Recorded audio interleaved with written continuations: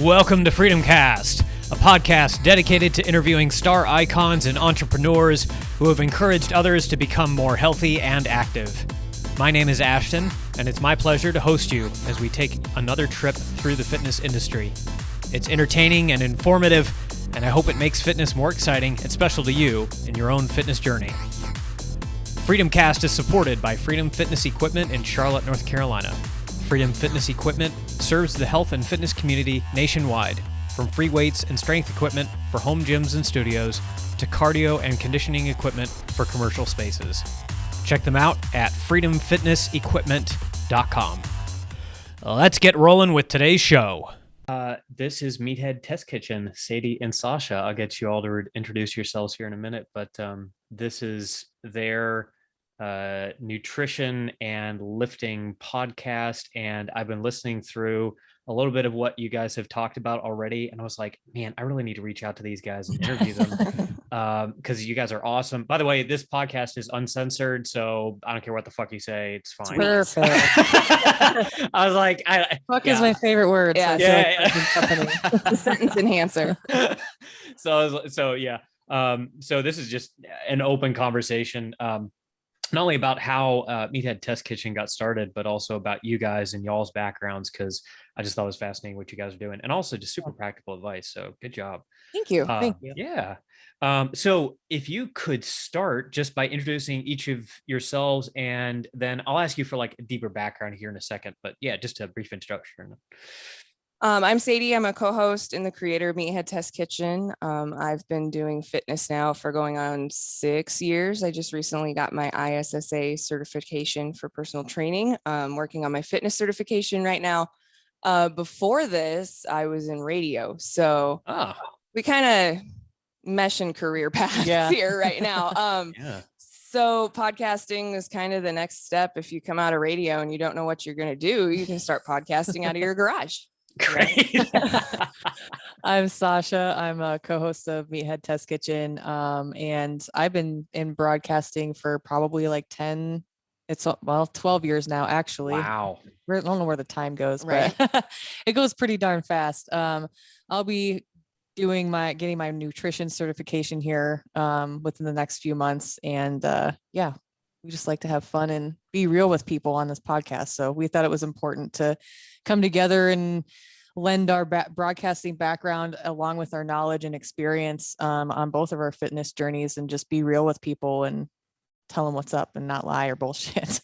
That's the thing. Like, if you're a good communicator, you can really break things that are complex down into the nuts and bolts really easily. And I think that is something that we have picked up from our radio careers, because respectively, you're going on 12 or 13. I'm on, what year is it? 14 or 15. So like, we're in our 30s, but we landed some really awesome gigs early on in our careers. So it really helped us kind of get to that next level. And then we kind of regathered because we were both out of radio, and it's like, hey, let's hang out and do this Meathead Test Kitchen thing. Nice. What kind of radio, just out of curiosity? I was a country DJ, if you can believe that. Way. Yeah. I was also the producer of a talk show on a conservative radio station. Yeah. And I'm strictly basically sports background. I did a lot of AM sports radio shows. Okay. Producing them, and then like being an active producer. So I talked a lot on the air also. Okay. Gotcha. That's crazy. So, how did you get in with, so what's the deal with Herdap Media? So is that the sponsor for the show, or how does that work? So funny story about the way that everything lined up and stacked on top of each other to make this happen was kind of crazy. So like I was working at actually a newspaper that was doing a sports radio show. I got laid off. I was kind of just out in the ether. A show that used to be on one of the popular stations here on the FM side started their own podcast network, and they were like, why hasn't anyone like picked you up yet? For producer.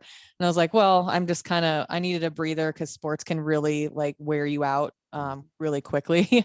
And they were like, well, if you don't mind helping us. And then I got a message from Sadie, and she's like, hey, I've been kicking around this Meathead Test Kitchen idea. Like, how do you feel? And we just kind of started game planning it. And Herdap acquired the podcast company that Pat and JT. It was Parkville Media. So I started helping them out. Herdap Media evolved because Herdap bought it. And then we were like, well, I mean, is it cool if like, would you guys be willing to host our podcast? And they were like, absolutely. And that's kind of the rest is history. Yeah. I got in like a week and a half before the merger happened. So. Yeah. Wow. Yeah. Like I don't know. I don't know if like spirituality is anyone's thing, universe but was it's like the universe was doing like, this. yo, you guys are lined up at the same time on the beach. You guys need to make this shit go. So here we are. That's incredible. And where you guys, sorry, not exact address or anything, but where you guys, like what state are you guys located in? We're in Omaha, Nebraska. Yeah. Omaha. Okay. Yeah. Awesome. Yeah. Can you dive a little bit into individual backgrounds, like as far as like lifting and training and that kind of thing? Cause I know you guys, we're both in radio, but it sounds like you've been lifting for quite some time. I was a cardio bunny for a really long time when I in my 20s, like a lot of women our age. I feel like it's a very typical path for fitness for ladies. Finally, I realized after I moved from Nebraska to Puerto Rico, and we were there for like a year, and I was like, I need to do something. I'm out of shape. I feel terrible. So we found a gym down the street, and it is like meathead heaven. Like I loved it. It was this gym in a shitty strip mall behind a McDonald's. That's always where they Puerto are. Rico. Right. And Always it was where they a are. fucking gem. It's called World Fitness Centers. And if you're ever in Puerto Rico and you need a gym, like for real, go and just say, hey, we know Sadie from Meathead Test Kitchen. They'll be like, oh, she's our gringa. Cool. Come in. You'll get a free week or whatever. But like, it was like my epiphany for fitness. I fell in love with lifting. I started as bodybuilding. And that kind of transmorphed into, well, I really want to learn how to do Olympic lifting. I was watching girls like Maddie Rogers and Kelsey Keel and Colleen Foch and Kelly Wild, all these amazing, super strong women doing these amazing Olympic lifts. I was like, I need to learn how to do that. Yeah. So I told my trainer that, and he's like, okay, that's great, but that's going to take you a while. And I was like, okay, cool. Make me strong so that I can do that shit. And that's kind of how it started. Yeah. And I've been in and out of the gym for like 10 years, like always doing something, but I used to be scared to go over like 5-pound dumbbells. I was always on the treadmill because I was like, I got to get my steps in. I have to have this many steps every day or I'm, going to be something, I don't know, or my weight's going to go up. And I really started focusing in on like the nutrition aspect of this whole entire deal and how important that is. And then started incorporating more weight training and weightlifting. And then probably 2 years ago, I think, 3 now, I guess. Really started focusing on like lifting heavier weight and not being scared to sweat. The elliptical only gets you so far and it doesn't really do a whole lot for you. So now I'm at where I'm at today, and I never thought in my life I'd ever train for any kind of long distance running at all, let alone like realizing the importance and the benefits of continuing your weight training while training for things like that. But it's been a wild ride, and I really, it's so exciting because I know what I'm capable of at this point, but I can't wait to see where I'm going to go. Yeah. That's a lot of fun. So Sadie, would you consider yourself more in the powerlifting kind of genre of fitness and lifting, or are you in a different modality? I mean, I'm kind of everywhere. Okay. If that's one thing that anybody will learn about me is that I'm super fucking random. My attention span is like varied. My brain is like a Chrome window that's got 6 tabs. It's the Zendaya thing. Like 6 tabs are open, but where the fuck is that music coming from? That's my brain. So it's really hard to keep my attention sometimes. Like if you put me in a 12-week program, I'm going to stray from that thing by week 8, probably because I'm just like, I'm bored. I need something else to do. So I mix it up a lot. I like to do CrossFit. I'm a big fan of the Metcon. I do a lot of bodybuilding lifting still. I think that there's space for everything when it comes to your fitness plan, and you should be well-rounded. Because otherwise, how do you stay all useful filters in and is tied together too. So like in order to have the explosiveness or the endurance or the stamina to be able to do some of the Metcons, you need to also have a good base of movement, which you get from the weightlifting aspect of it. Yeah. So plus, like CrossFit core training cannot be beat to teach you how to use your core. Like it's insane. Yeah, I can imagine. I actually had some lower back pain and going through. I realized how insanely weak my actual core was when I went through PT. In fact, I still need to do that. But some of the exercises he was prescribing were murderous, and it wasn't. It was just like side lever up and down on your hip, and it's like I'm sweating at rep 7. This is such a simple movement. Why is it Right. kicking my ass? Yeah. Exactly. Core work in a nutshell. Yeah. And then, so Sausha, it sounds like you're more, so are you training for like marathon or what kind of? There's actually, so this goes like threefold. There's like a staging of it for me right now. So I was doing just strict weightlifting, bodybuilding stuff for like the last probably 6 months. Okay. And then I decided we were going to take on, it's market to market in Nebraska. You're running from downtown Omaha to downtown Lincoln, which is about 45 miles away. Holy crap. Yeah. You So have a it's in team of 6 to 8 people. So like I picked that up after I had decided and committed to doing the half marathon here. That's in October. So my training is kind of like crazy right now because I'm running 2 a days, but I'm also running for distance. And then I also am wanting to start to play hockey right after all of that. Continuing to keep up with the endurance stuff, like with Metcons and things like that is really important to me. But also still getting in the strength training because it's also important. So I'm kind of all over the damn place is what I'm trying to say right now. Running focused. Yep. I gotcha. Market to market. I was going to be running focused, but I think I fucked up my meniscus in my left knee again. So we're going to see what happens with that. Yay, softball. So because I was listening to I think it was the intro podcast, and did you played softball professionally for a while there? No, I was I'm from a very small town in Iowa, and they take sports very, very seriously there. So like sports are a religion where I'm from. So I was playing traveling basketball as a 3rd grader. Dang, what? I was starting as a JV shortstop as an 8th grader, like that kind of a thing. So I was really serious about it. And that was like my focus was softball because that was my shit. If I was going to play college ball anywhere, I was going to play softball somewhere. But I had a coach that sucked my senior year and he benched us all. So we quit. So I was like, I'm not going to fucking sit varsity my senior year and watch a fucking 9th grader start in front of me. Screw that. So, I took a break in college and just focused on partying and lost kind of my fitness and my athletic ability for a while. And it's still there. Like if you were an athlete, you'll always be an athlete. It's always the competitive nature of it. It's always going to be there. You just have to wake it back up. Yep. Speaking of that, have either of you guys, obviously competed with sports, but weightlifting or I was just at the USAPL in North Carolina, and that was my first powerlifting competition. Freaking amazing. Just the environment. But have you guys ever been a part of something like that, or do you compete regularly? No, I haven't. I want to go to one goal. Like I want to go to know the atmosphere, but I think like for me, once I get past all this running stuff, that's been on my radar. I don't know if it'll be this year, but I definitely I just like to compete. You want to hire Bama? Is Bama going to teach us how to power lift? I just want to see like just the sheer challenge of it to see where I'm at. And then I'll probably get addicted to that and do that for a while. Powerlifting looks like a lot of fun. Yeah. I was naturally a skinny guy. So when I found powerlifting, I was like, this. Yeah. Do that. I'm going to eat and I'm going to lift heavy shit. Yeah, exactly. It's unfortunately sometimes an excuse to just get fat and lift heavy shit, but you know. Right. Yeah. You're allowed. Hey, you're allowed. The body is a never ending progression of whatever the hell you're doing at the time. Like it's not a finished product ever. Yeah. That's what we try to tell people anyway. It's true. On a deeper note, why Meathead Test Kitchen? Like, why did you guys want to start the podcast in the first place? I mean, you guys obviously knew each other, but it's an onion. It is. Okay. So first of all, I feel like women are highly underserved in the fitness realm.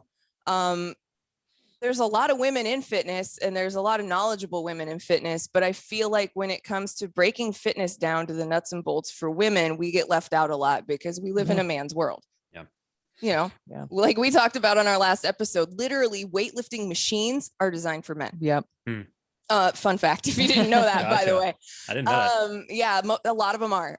So it's like you look up, okay, testosterone products, how do these affect me? And it's all about how testosterone affects men. And it's like, well, women can supplement testosterone too. How does it affect us? Like, and what do I take? Yeah, because it's not going to be the same. So there's a lot of shit out there that even though you try to Google it, Google doesn't even know, which is amazing in this day and age. Yeah. So we're trying to be able to fill that gap by taking something that is really confusing and complex, where there's a lot of information out there to go through that you're not even sure is correct 9% of the, or 99% of the time, that you translate that into something that is digestible and easy to understand for people. And I think that, and also entertaining. Yeah. Like the conversations behind it. I think it initially, that was part of the conversation that we had, but then just being like, I was tired of like finding podcasts where people are like glossing over shit and like basically filling you full of crap that we've all been told our whole entire lives, like from the diet and fitness industry. If you do this crash diet, you'll be good for 30 days, but then not actually setting you up for success afterwards. Like anyone can crash diet for 30 days, but then what the fuck do you do? Yeah.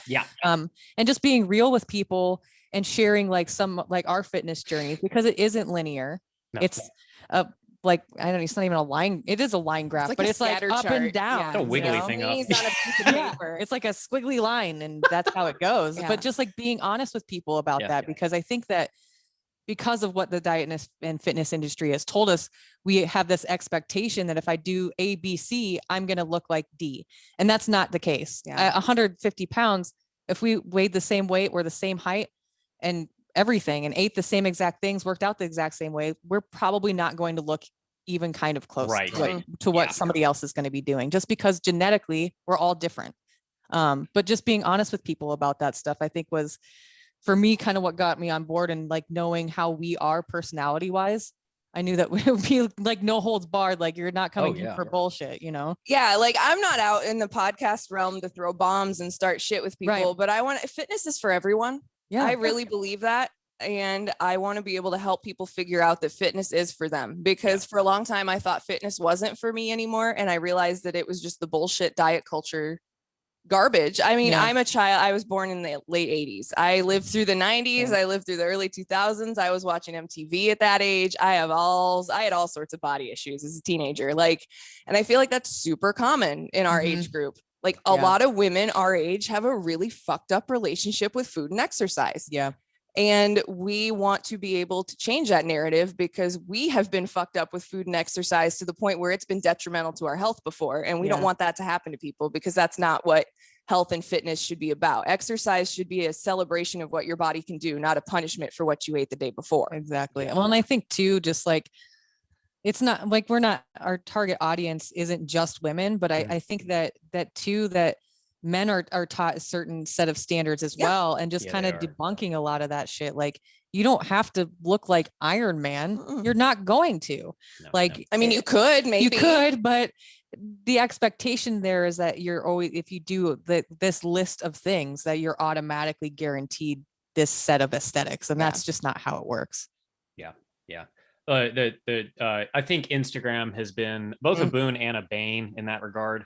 I mean, I'm sure you've seen all sorts of bullshit on there. And I've talked to a couple personal. I'm actually writing an article right now about weight loss and how to actually maintain at a healthy rate. But the main thing for me is, like, if you want to, I don't know what your guys' reaction is to this, but like, if you want to yo-yo all over the place, or if you want to, if you choose inconsistency, try Atkins, try keto, try no carb diets. Like, you want to be miserable and gain the weight back, and then maybe then some, and then have your body be like, yo, what the fuck's going on here? I've taken diet pills that made me lose hair. Oh geez, what? Yeah, I lost a shit ton of weight, but I also had alopecia. I've gone on the no carb diets. I've eaten bacon for entire meals. Like, it's when it comes down to it at the end of the day, and nobody likes to hear this answer, it's a lot of consistency and patience when it comes to losing weight and actually making it not stay. I used to weigh 200 pounds. Now I don't. Right. Like, you can do it.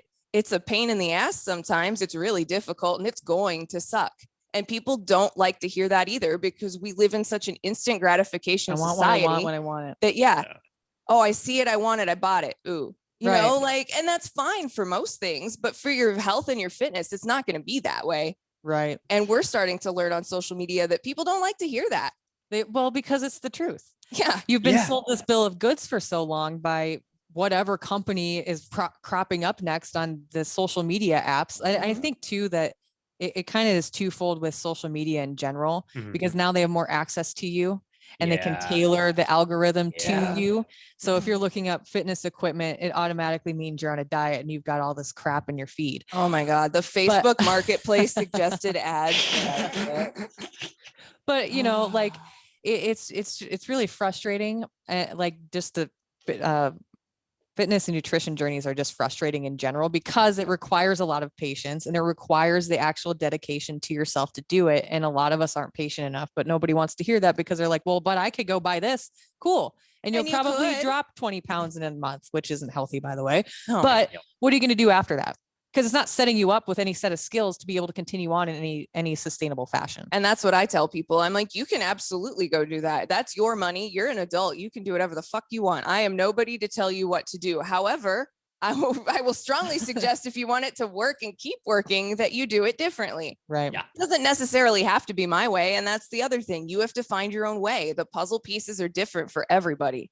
Sausha and I are very similar. We eat a lot of the same foods. We do basically the same workouts, and we look totally different. Yeah. Like I hold fat in completely different places that she does, or, you know, just her shoulders stick out better than mine do. Like it's the same workout plan and basically the same food, basically the same body type, and we still don't look the same at all. Yeah. Yeah. Oh yeah. And it's more of a, it's a lifestyle. It's not a Band-Aid. Yep. And yes. People. Oh, so you mentioned you guys are getting bigger and you're starting to get more responses from people on social media who don't like what you're saying. Talk about some of the hate that you guys have gotten. I love hearing this kind of crap, because it makes me giggle. Mansplaining. Dude, oh my God. I'm the fuck out. There are a lot of beta males in this country that hate the fact that people with vaginas have opinions that are backed by facts. Yeah. Like if I had $1 for every time we've had someone in our TikTok jerk filter try to say that we don't know what TikTok's we're talking the about worst. because we're small. Yeah. I'm not. That's all you have to say. That's the best you can do. Sitting at a table, sir. I'm not like lifting anything. Am I supposed to like do a bunch of curls beforehand and like stand and like flex my leg muscles? Like, what are we doing? This isn't a physique show. Yeah, we're not talking about physique right now. Like, I don't do bicep curls when I roll out of my garage at 10:45 on a Thursday morning to record at 11. I'm barely awake. Like, it was hilarious. And it's like, dude, that's really the best you can do.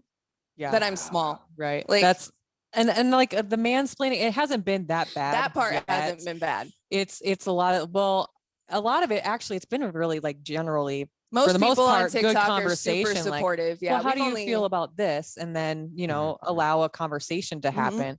Or you also, the internet, you can't tell if someone's being sarcastic. So like sometimes you get some of those and then you come back with facts and like, oh no, I was agreeing with you. I was just being a smart ass. So if you're going to be, here's internet etiquette tip, please, from a social media person. Use a winky face emoji. Yeah. Or sarcastic, like, or a laughing emoji. Like, put in, I know emojis are overplayed and it's a millennial thing and we overuse them. However, but if you're being sarcastic, I know, I love them. If you're being sarcastic, we've had emojis since we were kids. It's called MSN Messenger. Come on. We were doing this a long time ago.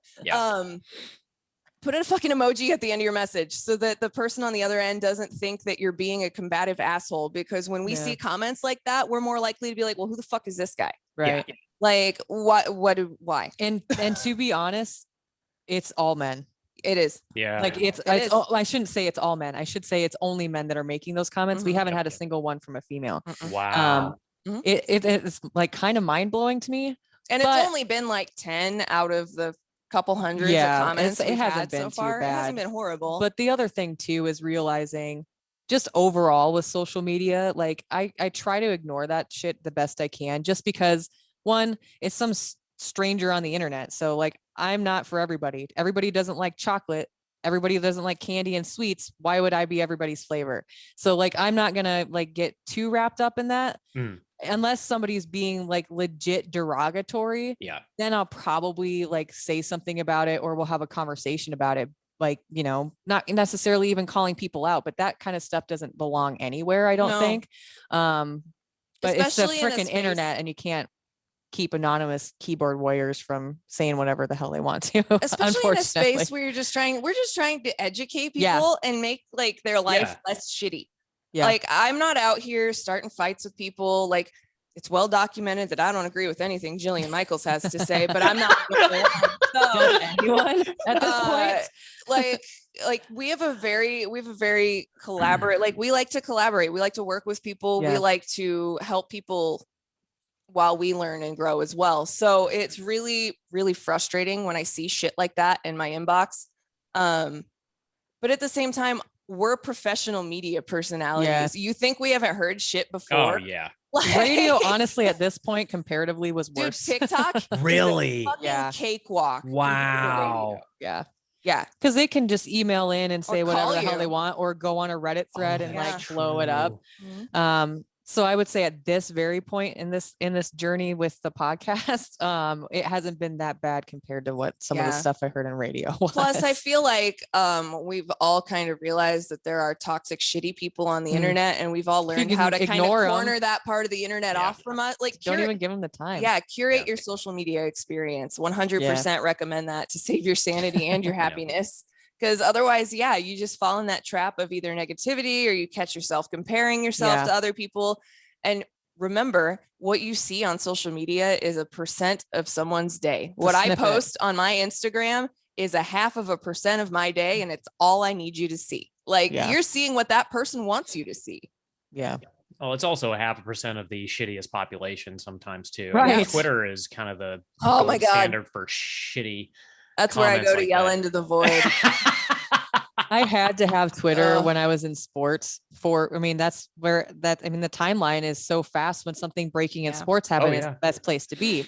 However, now that I'm not in that space anymore as much, I've loved not having to be on Twitter much. Yeah, you're not missing anything. I just don't have time for it, or the mental room.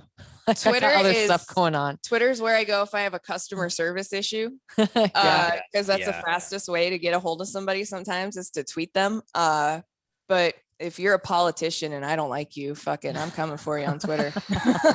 If you're garbage, I'm at you. Oh yeah, it's brutal. Well, and guys see combativeness, and I've had my fair share of hater comments too, and TikTok seems to be particularly a terrible offender for whatever reason. It's like a bunch of 12-year-olds spamming the comment section, like, oh yeah, you don't know what you're talking about. I'm like, you're 12, right? Yeah. Get up. You have no life experience at all. Yeah, that's the other thing. Like, we 100% believe in science, and when we stake a claim, we have the fucking notes to back it up. Yeah. It's on our website. If you don't believe us, we'll post the study for you to pulling see shit out of our ass. We actually do the research before. If we're going to talk about something that we don't 100% know everything about, we're doing the research in order to present the information. We're not just making shit up. Yeah. Because I think a lot of people, there are a lot of people on the internet that do just make shit up. Yeah. So people take everything at face value. Jillian and Michaels. It's like the guy that said that water can hurt your thyroid. Like, wait, who? Yeah, there was a dude on TikTok that he went viral for saying that drinking too much water can hurt your thyroid, which will then affect your weight loss. Mm-hmm. I reported him and he got deleted. I wasn't the only person that reported him, but he got kicked off TikTok. Rightfully so. Fuck that guy. Like, it's just straight dangerous. Like, you're dealing with people's health. Like, this isn't something that you just the say internet. Shit. Like, sometimes a lot. It's not everybody, but there is a segment of people that sees stuff on the internet and takes it as truth, without doing any research on it. So that could have been detrimental to somebody's health, and that's just irresponsible. Mm-hmm. Yeah, you absolutely need to follow it up. Like, a lot of people just aren't willing to admit that they're wrong, even if they've been called out. Like, good on somebody for making a follow up, and I've done this a couple times. Like, screwed up, and everybody does. Nobody's perfect. Yeah, but 90% of the time, like, these guys are just out there and they're like, oh no, they either double down or they never revise anything that they're saying. I just don't understand. Yeah, it doesn't make any sense. I think it's just we're human beings. Like, we're not going to be right 100% of the time. Like, and also, especially with like science-based stuff, like sometimes that stuff's constantly evolving. Yeah. So like, maybe something was true 5 years ago, And now it's recently changed because there was more information or more research. Yeah, done. like the rice method, rest, ice, compression, elevation. They've realized that that's not what you should do for an injury anymore. Like for a specific example, sorry to cut you off, but that just popped into my brain. I was like, yeah, that's a really good example. That changed in the last, 5 to 10 years. And that was gospel for what, like the last 20? Right. So, that's the beautiful thing about science is it's also always evolving and it's a fluid. Yes, there are theories that turn into laws and principles and all that jazz, but still like life in general is just this ever progressing flow of whatever chaos is going on in your fucking realm, and science is like that too. Like we learn more as we have better technology. Of course, science is going to catch up and change. Like to expect science to be the same forever is the antithesis of what science really is. Right. And especially I feel like if you are a scientific person or if you have any like actual level of intelligence, you have no problem eating crow from time to time because you understand that we're fallible beings. Like we're never going to have it right all the time. And I know I'm never going to have it right all the time. I know I'm going to have to go back and revise an episode in 2 or 3 years because the science behind it has changed. Okay. Somebody says I'm wrong on the internet and they can provide me a source that's actually credible. I'm willing to listen. Like I'm not going to fight with people at the same time, but if you're going to come for somebody, at least have a fucking point. Right. This is the thing that I really appreciate about good personal trainers is not only are they also seeking different coaching techniques and trying to seek to help different lifters and people in their training modalities, but also on the nutrition side it's equally as important because the things that we find out, like you guys exactly like you guys were saying, are not going to necessarily hold true even though we thought they held true. Same thing for lifting, like lifting techniques and stuff. I mean, back in the day, like you talk about meatheads, like meatheads thought, all this one way. And now folks like you guys and like barbell medicine are coming out and they're applying really good scientific methodology to lifting with health in mind. Like, let's not shoot our joints to hell every single, training session. And you want to live a long, healthy, happy life. Exactly. Needs to just die. I understand wanting to lift heavy shit. You can lift heavy shit without like ruining your joints every single time you're in the gym. Honestly, like in my opinion, I think that more muscle gain happens from slowing it down and bringing the weight down and taking the time to actually do the movement correctly. Tempo work, honestly, tires me out more. And it sucks. But it sucks, which means it probably works really well. Exactly. Exactly. Oh my gosh. People didn't like to hear that we don't like the max out or get out. And I think that was shit you're going to run into when you have a podcast named Meathead Test Kitchen. Meathead, we're taking it back. Meatheads aren't these stupid fucking assholes that are just hiding in these corners of gyms, drinking their protein shakes while they're doing their curls in the squat rack. Like, to eat with intelligence around and intention or knowledge or anything surrounding your health and your well-being and your happiness is really difficult. Like figuring out how to eat so that your body is properly fueled and happy 24/7 so that you don't feel like shit or that your body, because you need your body to perform for you every day. It's really difficult. It's really, really difficult. And it took us a long time to figure out personally. Like, I feel like it takes something I have to work at. Yeah. And it's a never ending process. Yeah, it really is. What is the big thing that you guys think people most often miss on about nutrition, specifically? It's punishing yourself and also punishing yourself for eating something or enjoying it. Yeah. Don't do either of those things. Like that's and I think that one, the punishing yourself, I keep seeing this shit too. My trainer told me I had to do this amount of exercise and jump on the treadmill for this long to burn off this Oreo. Nope. Eat the fucking Oreo and move on. Do it. It's fine. Like everything fits in moderation. And I think that really repairing the relationship with food first and foremost is something that is super important for people to work on. Yeah. Because I think most of us have a kind of fucked up relationship with food in one way or another. And I mean, in living in America, we have portion size problems. Like portion size is here. If you go eat somewhere else, like when you leave the country, I love this country. It's my home. It's great. However, when you leave, you learn about all the things that are wrong with where you're from because you're like, wait, it's not like that here. And portion distortion is totally a thing in America. Like why are you going to Cheddar's and getting a mac and cheese that's $25 that'll feed 6 people, but you're going to eat it yourself? Like, you don't need that much cheese. First of all, you're not going to shit for days. No. Or if you're like me, you're just going to shit for a day straight. Like, poop. See, we did it again. We even talked about poop on someone else's podcast. Sorry, we talk about poop. Poop is an essential marker in your health and fitness. We talk about poop and pee a lot. You should be monitoring your poop and pee for color changes to know how you're doing with your hydration and your nutrition. Anyway, and frequency. Yes. Are you eating enough fiber? Yeah. You'll know if you're not pooping every day, you need to eat more fiber and drink more water. But anyway, like it's just, I think too, like breaking down the importance of the building blocks of your nutrition. Yeah. So why are carbs important and what kind of carbs are important? Why is fat important and why, and in what amount should I be having it? Protein obviously is very important. And most people are not eating enough. And they're always surprised when you give them the number and they're like, excuse me, how much fucking protein? Yeah. But protein's the building block of, if you're trying to gain any muscle at all, you need to be eating enough protein. All 3 of them together. And then the one underrated part, which since we talked about poop, is fiber. Because a lot of times when you raise your protein, you're probably not getting enough fiber because you're focusing so much on getting so much protein. So and it's a balancing act alert, that's really difficult. If you don't get enough fiber and you do up your protein intake, you're going to get constipated. You will be constipated. That's why vegetarians, when they cycle off of veganism or vegetarianism and go back into eating meat, protein could be really hard for your stomach to digest if you're not used to it in that kind of a level. Okay. So yeah, if you are, and also always what we tell people, please see a doctor before you start anything. Like anything with your, especially diet. your nutrition, you need to find out if you have anything going on with your blood, with your oxygen levels. Like there's a host of things that if you change something in the name of health and fitness with good intention can hurt yourself. So you want to make sure that you getting take that all blood of those panel out of the done, way. I think is super important. Yes. Just because everybody's different, just like genetically we're different. We're all biologically different in one way or another too. So. Yeah. Like I'm anemic. If I don't eat meat, I don't make enough iron. So again, when I went vegetarian, I lost hair. So like, that's another thing. Vegetarian and vegan isn't a dirty word around here. Like we are all about, like, I love vegan food. Like if you can make me a baller vegan sandwich or anything, I will eat it. I don't care. Be well-rounded, like try it all. It's all out there. It's all delicious. You should eat it.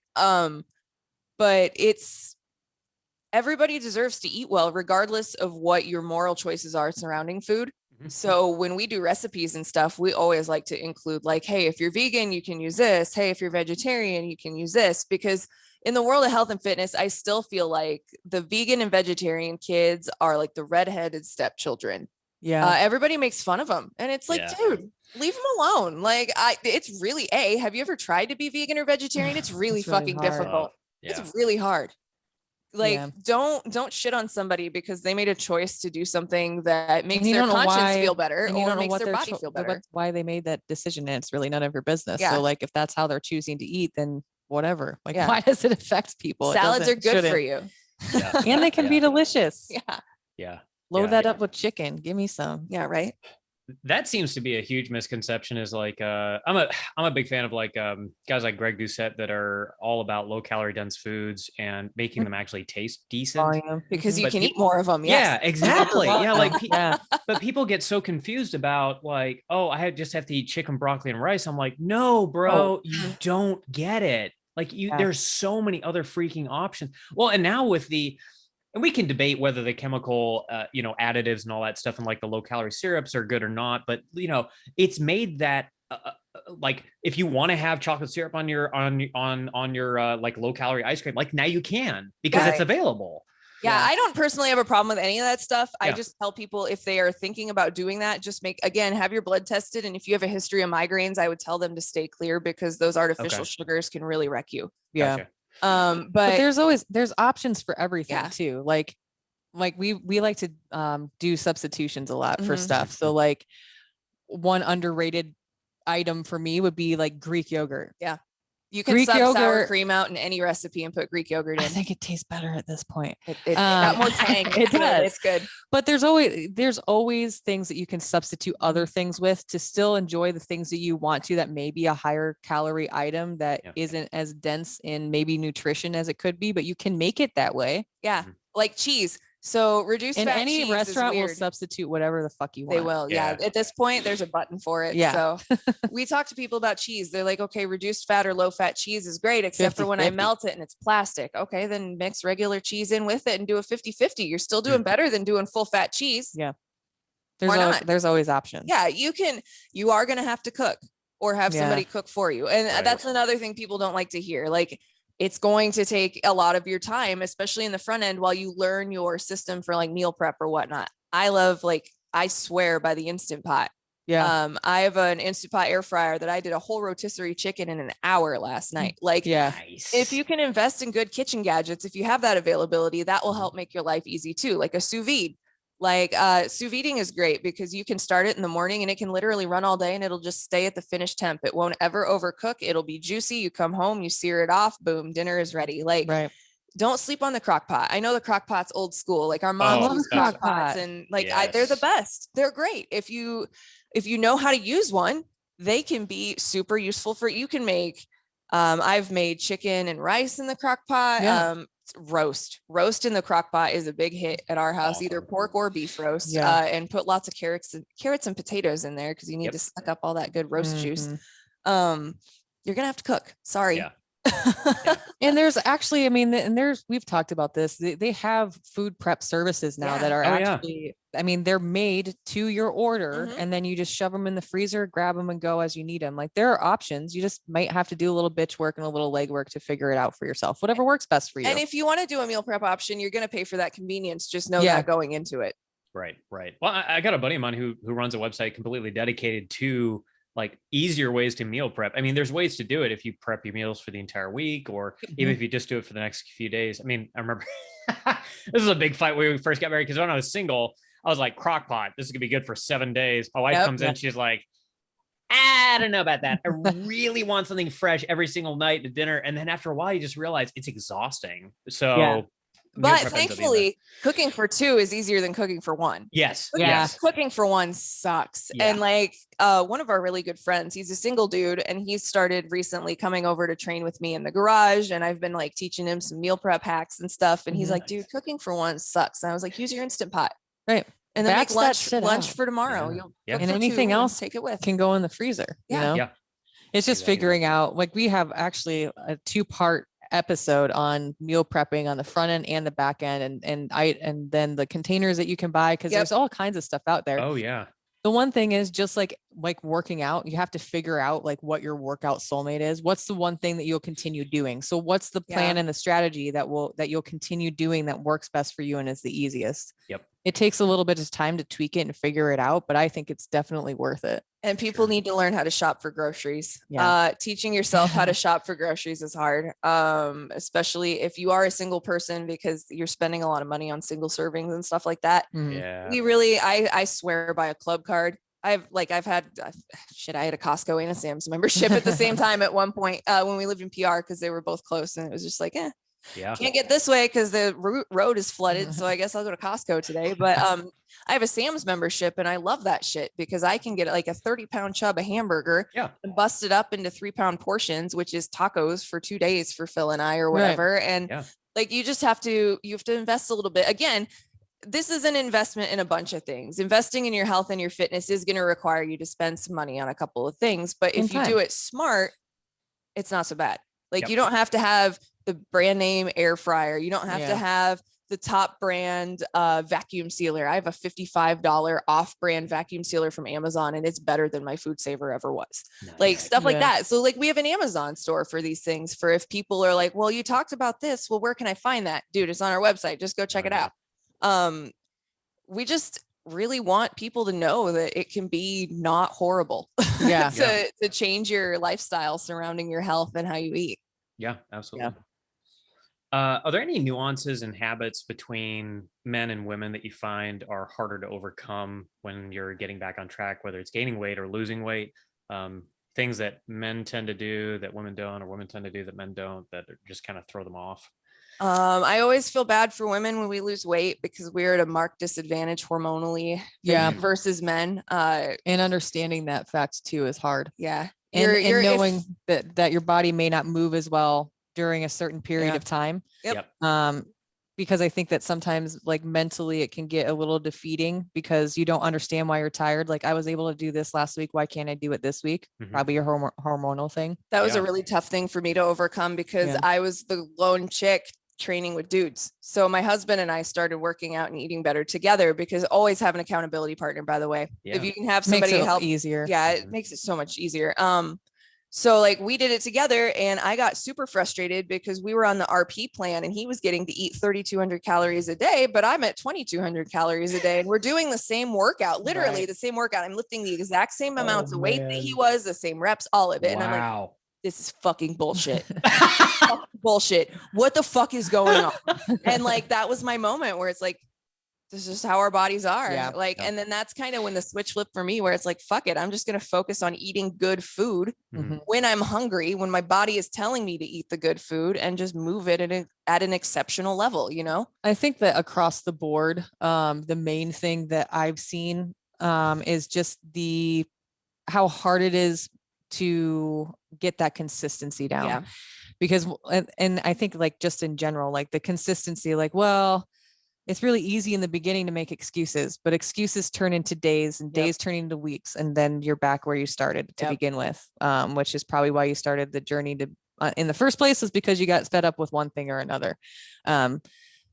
We like to tell people like, okay, if you want to take an extra rest day, cool, but don't miss 2 days in a row. Because 2 days in a row will turn into 3, which will turn into 4, which can turn into a week. It can snowball real fast. But on the flip side, we also tell people like, hey, you did 20 minutes today of exercise, which is 20 more minutes than you did yesterday. And if you can only do another 20 more minutes tomorrow, who cares? It all adds up. 0. I also like my only other like piece of advice, like it's not like the nuances. I think it varies person to person, really. I don't think it's male or female. I think it's very individually based. So for example, like Pat, we've got this Meathead Test Kitchen challenge going on right now because we're all preparing for market to market. So internally, we're like helping 2 individuals train, but keeping up with him, being like, okay, well, did you do this day? Did you do this day? And then calling people out. Well, I ran out of time here. I'm like, okay, cool. But how do you prevent this then from going forward and having this be an excuse next time? Like, I understand not wanting to do it because you're tired of this, that, or the other thing, but the ability to have yourself do something, even though you're tired or even though something crops up, is what is sustainable going forward and what keeps you consistent. And then that comes down to your grit and your dedication to yourself at the end of the day. And the one thing I do notice though, now that I think about it, mobility work. Men seem to be more resistant to mobility work than women because they think that it's yoga and that yoga is for bitches. Spoiler alert, yoga will make you hella fucking strong and super flexible, which your girlfriend or your wife or your husband, gentlemen, will love. If you want to enjoy sexy time, work on your mobility. Like for real. You want to move better in general, which then translates into sexy time. Do your stretching. I mean, do your yoga. If that's one thing I can wish to like anybody in the world that I like is like, I hope you're getting laid well. Like, help yourself out in that department and do your hip stretches. For real. And do your cardio because it'll help build your stamina. And again, your partner ain't gonna be mad about that either. I hadn't thought about the stretching thing or the mobility work. It's like pulling teeth with men. It is. Women are like, cool. Oh, this is going to help me move better. I'm going to be able to do that movement better. Awesome. But guys are like 7 minutes. I'm like, it's 7 minutes. 7 minutes at the end, dude. 7 minutes. It flies by. It seems like 2. I noticed that when we moved back here and we started doing Olympic lifting again, which requires a shit ton of accessory work. Like you have to be really dedicated to Olympic lifting to be able to do it well.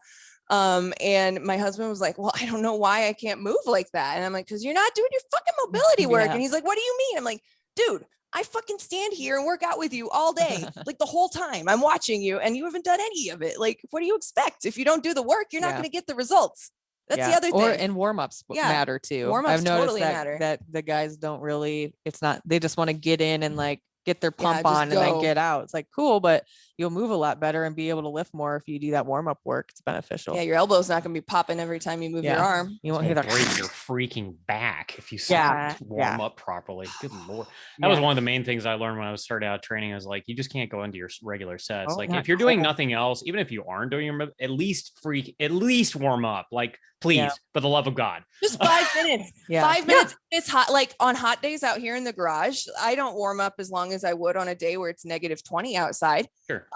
So I would, today I would come out and I would do 5 or 10 minutes on either the air bike or the treadmill, versus if it's cold outside, that 5 or 10 minutes might turn more into 30 because it takes you that long to get your joints going. Like at the very least, do sets at a warm up weight, which it's not any kind of max. It's not what you're going to, it's not a percentage. It's literally like a bear bar or like 5 to 8 pound just to dumbbells. make sure everything's moving the way that it should be.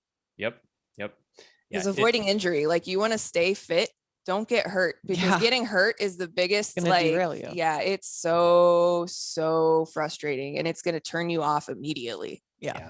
I feel like powerlifting, I was talking to somebody else about this. I think powerlifting is a really bad rap in that department, just because of how many, I know compared to other sports, weightlifting in general is much less on the injury spectrum, but still powerlifting and meatheads in particular get a really bad rap for like, constantly getting injured because they're doing stupid stuff like that. But I mean, but as you can see, like even in sports, like Adrian Peterson blew out his entire knee in a non-contact drill. Like bodies sometimes just, they don't move how they're supposed to and they break. Like that's a thing. And I feel like when you are doing things at that higher level, you're going to be more likely for that to happen. I mean, CrossFit gets a bad rap too. And I'm not CrossFit's #1 fan. I think that sometimes there are things that they do where I'm like, I wouldn't do it that way, but that's none of my business. Not my business. So not my problem. But like, if you're going to do CrossFit, because people get intimidated by CrossFit, go do the on-ramp program and go to an affiliated gym, because they're going to have the coaches that have the most knowledge, that actually have the stats and the requisites to back up what they're telling you. Show you how to do the movements correctly. Yeah. CrossFit's not the asshole of the fitness world. Shitty CrossFit trainers are the assholes. Like that. Like you can do any of these things. You can do them completely safely with very low risk of injury, as long as you know how to do it. Right. Yeah. On that note, on training methods, I mean, are there any particular training methods that you would absolutely say, no, not in a million years, please don't ever do this? Or is it pretty holistic and just in terms of, as long as you're moving, you're good, you're in good shape? That's what we tell people. I mean, it's really independent on what that person wants. And I think that that's a problem that a lot of personal trainers don't understand.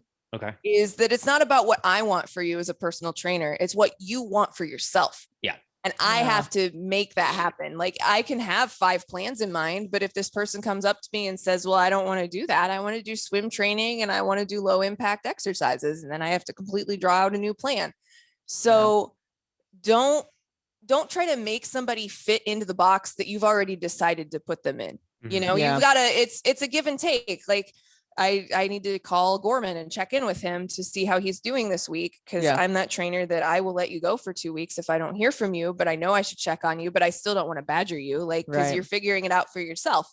But I think it's important to note that like, there are instances where someone should be challenged to do something that's outside of their comfort zone. Yes. Because doing that work is important for different muscle groups and things like that. Like if ultimately their goal is this one thing, but they're not willing to, or don't want to, or don't like a certain movement, well, sorry, you're just going to have to suck it up and not like this part of it. Yeah. But being mindful of their goals, I think, is a really good point to bring up, just because everybody's goals are different. Well, and if you're going to prescribe a nutrition plan to somebody and that person doesn't like chicken or they don't eat vegetables, it's like, oh shit, this is going to be really difficult. I have to figure this out. I'm not going to be able to be there 24/7 to police them, to tell them that they need to eat that carrot.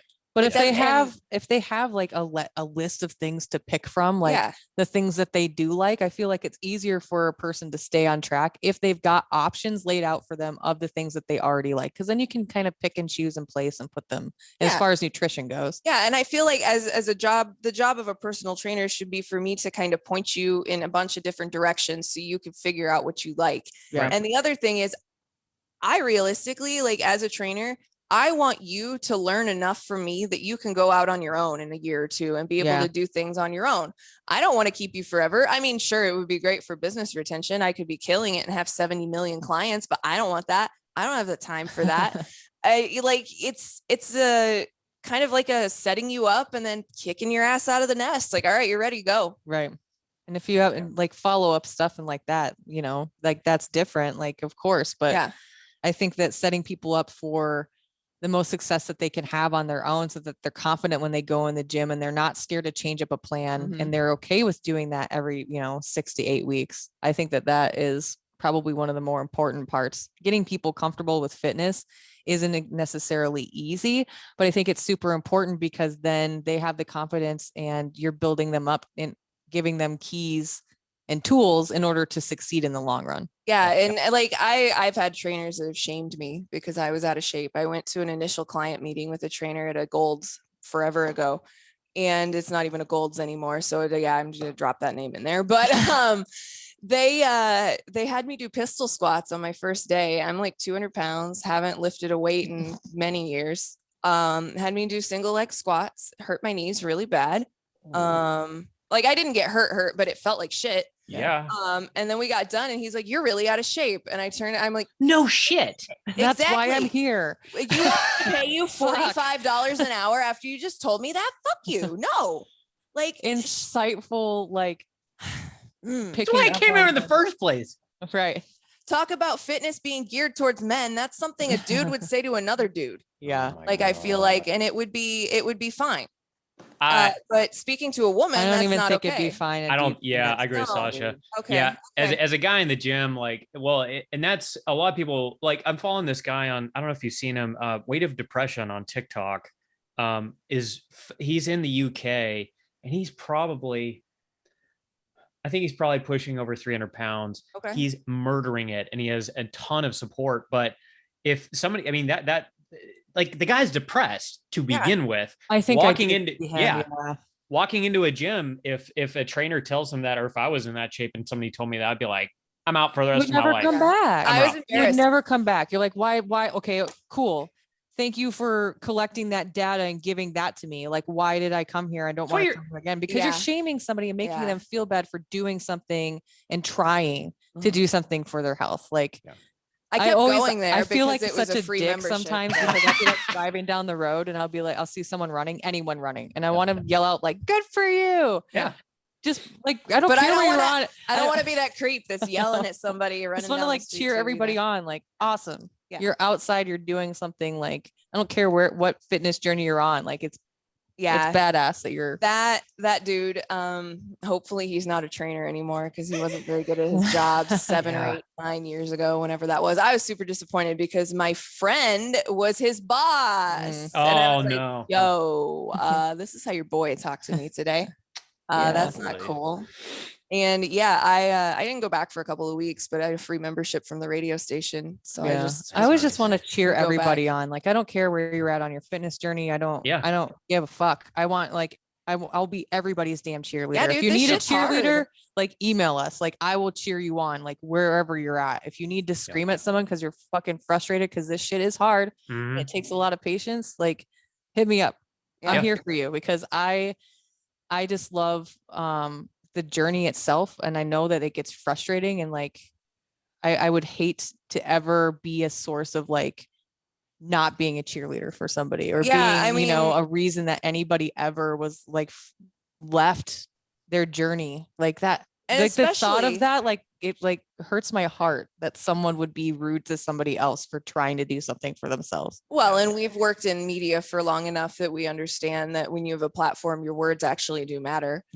Which is amazing that some celebrities still haven't figured it out because they've been famous for a lot longer than I've been in the media game. But it's interesting because like we're all allowed to be people. We're human beings, man. And if you have a bad day, that's fine, but don't take it out on somebody that doesn't fucking deserve it. I'm not going to come on my podcast. And if I do talk shit about something, I'm going to talk shit about it because I've looked it up and I've read about it because I truly do believe it's bullshit. Like the keto diet for weight loss, I think is fucking garbage. If you're using it for a modified version of like, if you're doing it for epilepsy, if you're treating something, if you can eat to treat ailments, we're figuring this out now. And if that's what you're doing and you have to do it forever, go. I have no problem with that. If a doctor told you to do it, cool.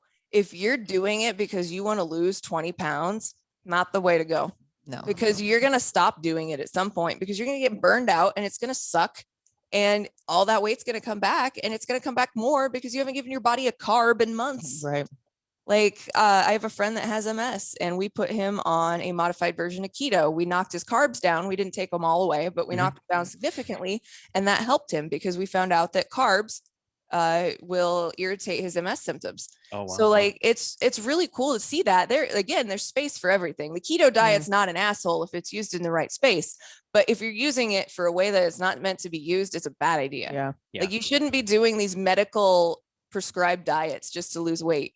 Yes, they're extreme and your results are going to be extreme, but so is your rebound. Yeah, right? Exactly. Yes, exactly. The one thing about the keto diet that was interesting to me, and maybe guys know more about this than I do, but my one of my relatives is diabetic. Actually, a couple of my relatives are diabetic, and when you go into ketosis, that's bad.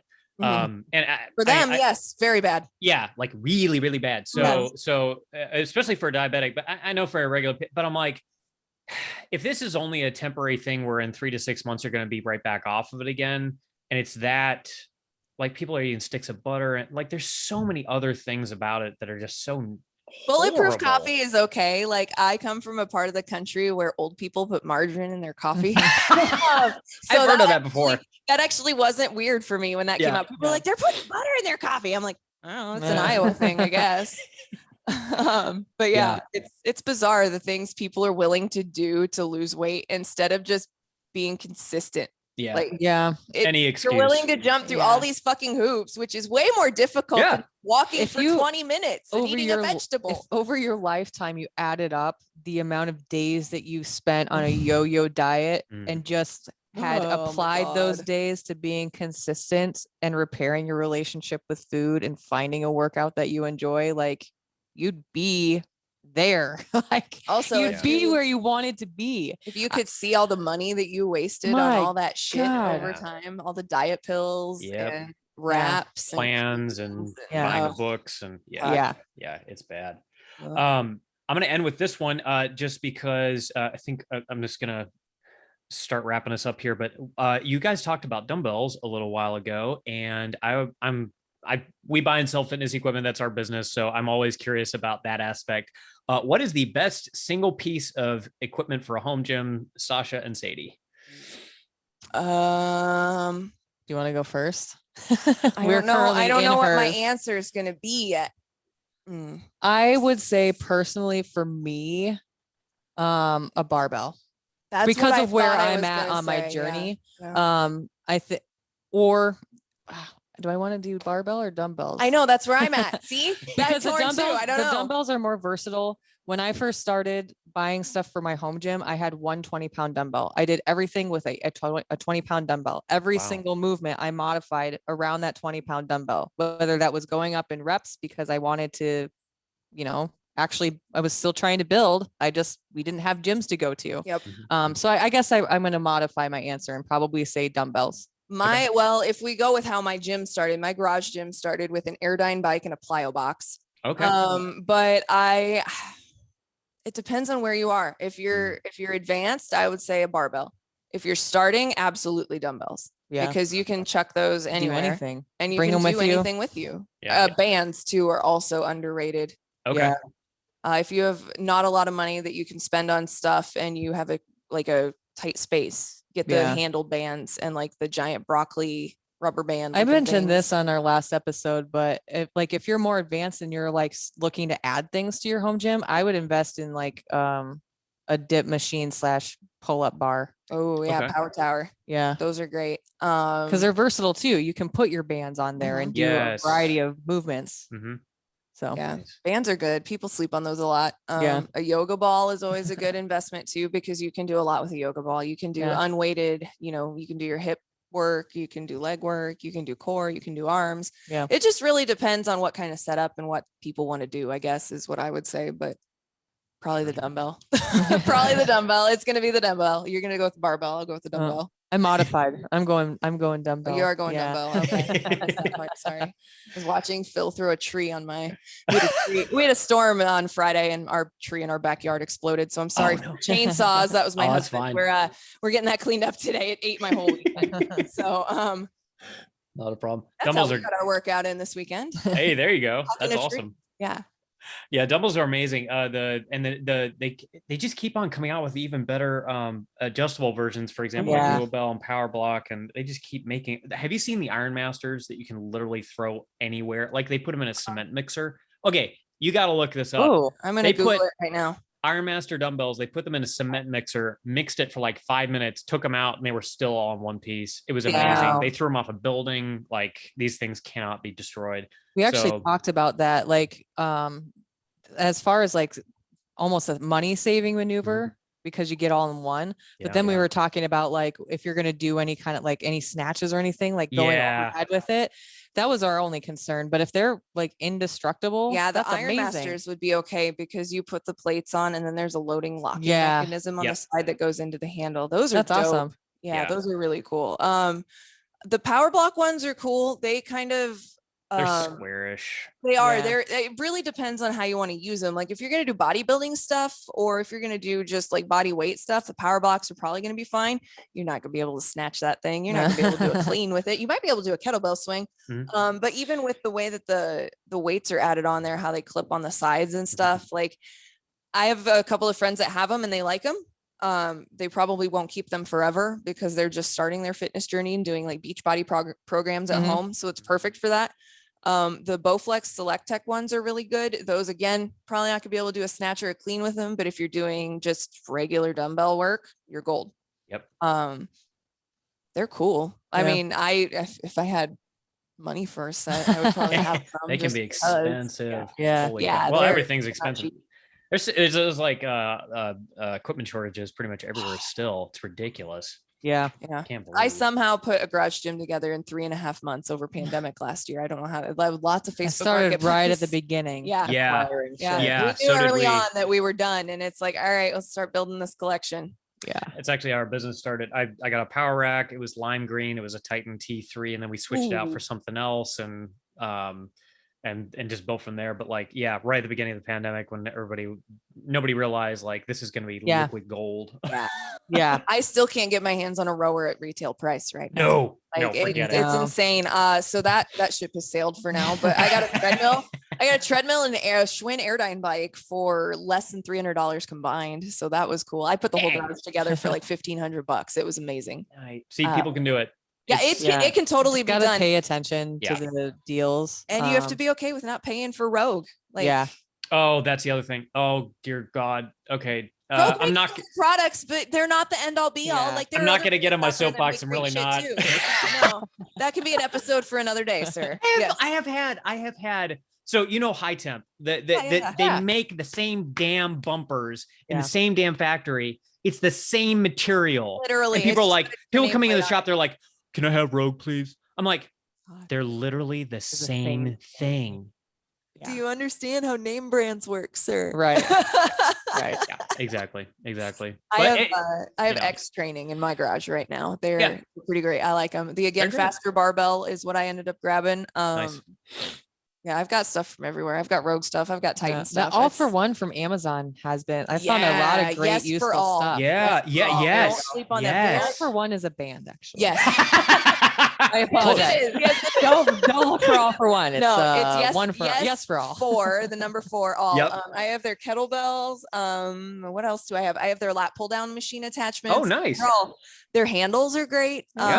My barbell you don't rack have up to here spend like great. $1 billion to have high quality equipment. You really don't. No, you really. Yeah. And people, I've due to our brand name, we're kind of going more towards like USA made, but honestly, like the imported stuff, the majority of it is really high quality, and it's getting better because people are paying attention to quality control prior to getting to the States. So yeah, I keep telling people, like, first go for used, and then once you get serious about it, buy all the brand new shiny stuff and get the Juju gym eventually. And if you get something that's sturdy, you can always resell it. Like I had, this isn't my original dumbbell rack. I had a little two-tier yellow. It was banana yellow body solid that I got for like $60 on Amazon. I resold it on Facebook Marketplace for $125, and then bought this on Amazon for $135. So just make sure that you're getting stuff and that you don't beat the shit out of it, so you can resell it and upgrade later. Like, take care of the your art equipment. of the flip. Yeah, it's true. It's a real thing. Well, and if you know how to refurb it, like especially with weight plates, if you can find them rusty and spray paint them and all that stuff, like